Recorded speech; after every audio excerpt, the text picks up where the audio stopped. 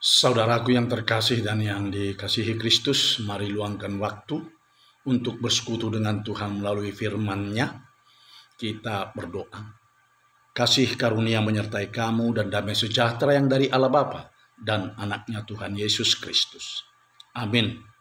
Firman Tuhan yang menyapa kita pada hari ini dalam renungan harian kita hari Kamis tanggal 17 Desember 2020.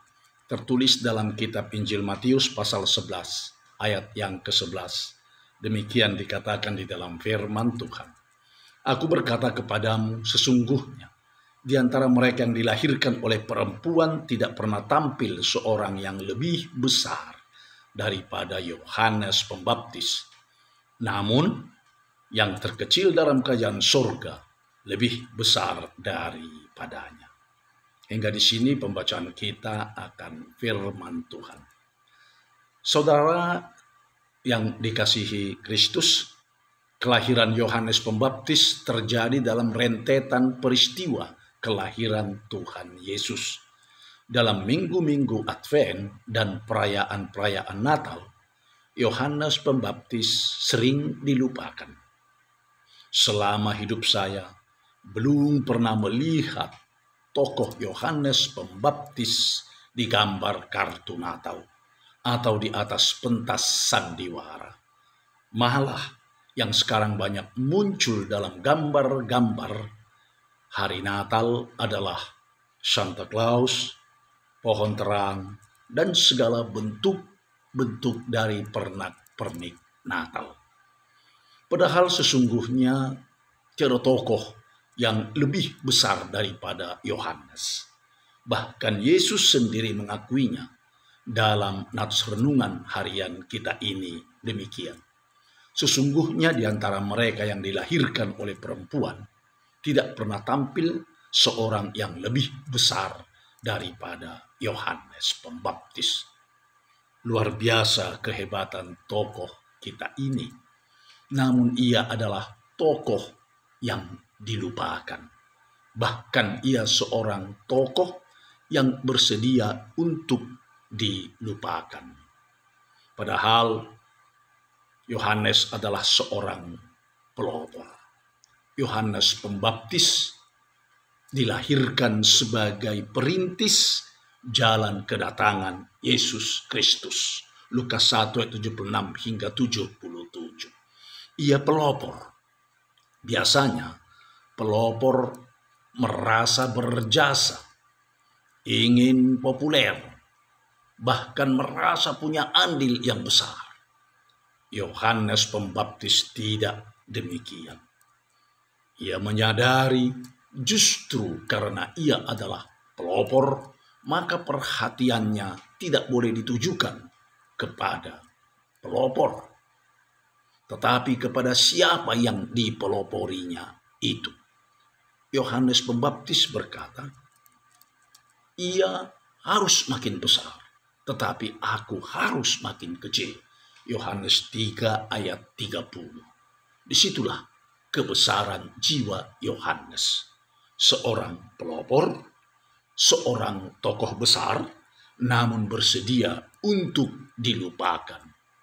Dalam diri Yohanes bertumbuh seorang pelopor yang berjiwa besar, yang tahu kapan harus mulai dan kapan harus mengundurkan diri, yang ingat bahwa bila sudah duduk tidak berarti lupa untuk berdiri, yang ingat bahwa popularitas harus dialihkan kepada yang berhak menerimanya.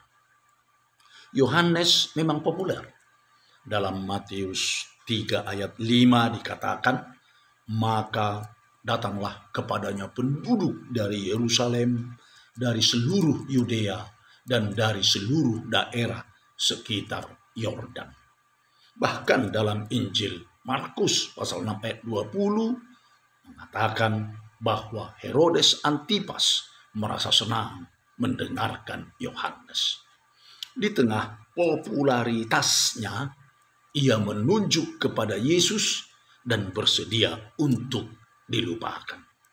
Mengapa Yesus menyebut Yohanes Pembaptis orang yang paling besar, padahal dia tidak pernah membuat mukjizat sekalipun.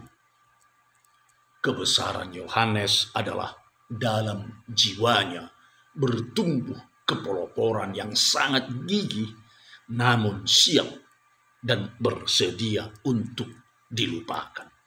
Biarlah Yesus yang semakin besar, tetapi dia harus semakin kecil. Saudaraku yang dikasihi Kristus Yesus Tuhan kita, sering dalam hidup kita,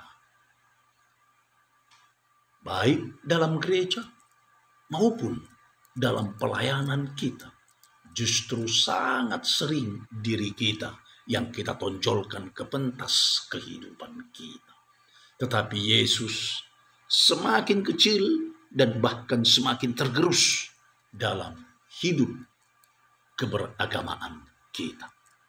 Sering nama dan kehebatan kita yang sangat menonjol, yang kita tonjolkan, bahkan yang kita besarkan, dan yang kita iklankan atau yang kita reklamekan, baik di media sosial maupun di media elektronik, juga di dalam media cetak.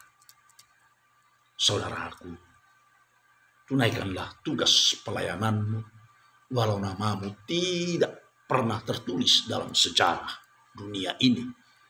Tetapi ketika engkau melayani dari segenap hidupmu, imanmu, dan ketulusan, walau engkau yang terkecil dalam kerajaan sorga nantinya, namun Yesus memberi jaminan demikian. Aku berkata kepadamu, namun yang terkecil dalam kerajaan sorga lebih besar daripadanya.